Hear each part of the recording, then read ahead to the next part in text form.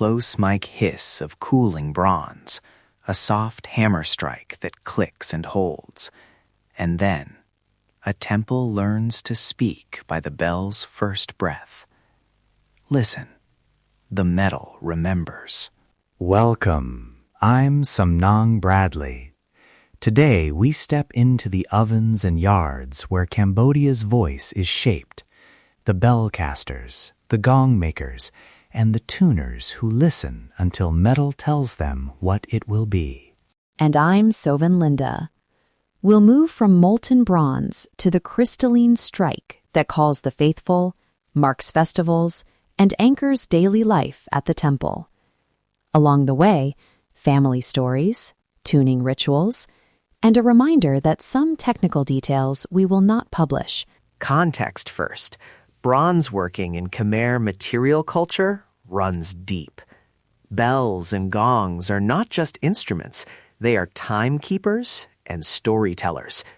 In many villages, a bell's sound signals prayer, market end, or the start of procession. But the making, the mix, the mold, the strike is family knowledge, passed hand to hand. From a cultural standpoint, these sounds shape ritual sequencing. A temple custodian I spoke with described how a single, well-timed chime can reorder an entire morning of offerings. That's how sound organizes life here, quietly, insistently. I began in a small foundry outside Siem Reap. The air smelled of coal and sweet smoke. Clay molds sat like quiet teeth waiting to be filled. The elder caster, his name is Chum, greeted me with a towel over his shoulder and a look that said he'd been waiting for this conversation his whole life. Tell us about Chum's apprenticeship. Those details tell us how craft is taught across generations. Chum told me he learned not from books, but by standing beside his father, by watching the way the metal breathes when it warms. He spoke softly about alloy ratios, as if speaking of relatives. Some names you mention, others you keep sacred.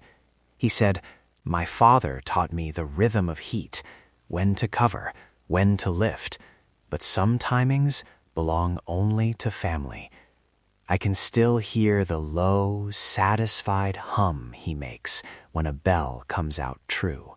That phrasing, alloy ratios spoken like family, highlights attention. The knowledge is cultural and practical, but it's also protective. We will not reproduce step-by-step methods in the episode or in the notes. We describe practice at a high level and point listeners to accredited training if they're curious. At the foundry, a young apprentice, Mina, picked up a small hammer, tapped the rim of an unfinished gong, listened, and smiled. She keeps a worn stethoscope in her pocket to read a gong's hidden voice. She placed it against bronze, the way a doctor listens to a pulse, then nodded and said simply, "It tells me where to file." That image is wonderful. A stethoscope against metal. It's also a production note. For field recordists listening, capture close contact mics and the subtle metallic overtones. The craft is as much acoustic as visual. Mina invited me to watch as she tuned a small chime. She would strike it, listen, then scrape a hairline off the rim, strike again. Each pass coaxed clarity. She laughed when I asked how many restrikes were normal. "Until the metal agrees with me," she said, smiling. That patience, a conversation with bronze, is what makes those temple calls so precise.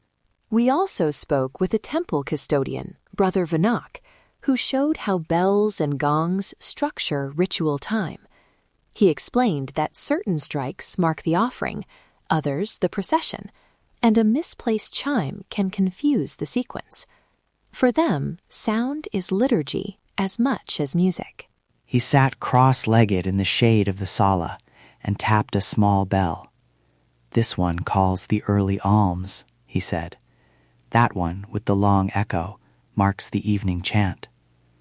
He traced the bell's rim with a reverent thumb, as if reading an old map. He also asked, and I agreed, that we not record certain ritual sequences without clear permission and fair compensation. Those boundaries shape how we tell this story. Now, listen. Close your eyes. Imagine a layered bed of sound. Furnace breath, the dull thud of hammering, the crisp ping of a tuned strike, and faint distant chanting that threads the whole place together. These are the acoustic layers that make the temple alive. Soundscape interlude coming up. Let the place breathe. You'll hear furnace sighs, a hammer shaping a rim, a tuned strike that rings and settles, then a distant chant folding over it. Breathe with it.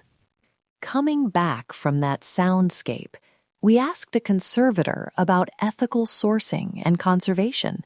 He said, sound conservation is also stewardship, preserving where possible, documenting when repair is necessary, and ensuring repair doesn't erase the object's history. He reminded us, sometimes preserving the sound means leaving old repairs in place.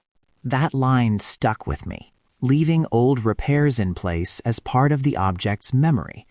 It's a reminder that these objects record a life, not just a technique. When a bell has a patch, that patch tells a story of what it survived. Practical notes for listeners who may want to visit a workshop. Don't arrive unannounced. Ask through a vetted local liaison or community contact. Wear closed shoes, keep a respectful distance from furnaces, and never try metalworking yourself without accredited training. If you want recordings or photos, ask permission, offer compensation for time, and follow the artisan's terms. Support makers fairly. Buy a small bell or a tuned chime directly from the family.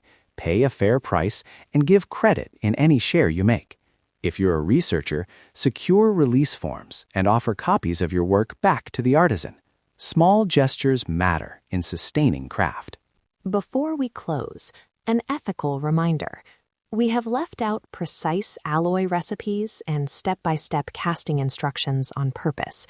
These are dangerous in inexperienced hands. And more importantly, some parts of the practice belong to families and temple communities. My takeaway from these visits is simple. Sound in Cambodia is a living archive. The clang of a gong, the breath of a bell, they are conversations across generations. When you stand beside a maker and hear that first true strike, you feel history answer back. We'll include vetted contacts, notes on consent and credits, and a transcript in the episode notes. If you want to learn more about training programs in metalwork, look to accredited craft schools and university conservation departments rather than do-it-yourself guides. Thank you to the families who opened their yards to us, Chum, Mina, Brother Vanak, and to the conservator who shared guidance. Your voices shaped this episode. And thank you for listening. If you enjoyed this episode, please subscribe so you don't miss future journeys into Khmer craft and sound. Find full show notes, credits, and vetted contact info on our website. I'm Sam Nang Bradley. Walk the temples with me. Learn Cambodia, love Cambodia. Quiet stones, loud stories.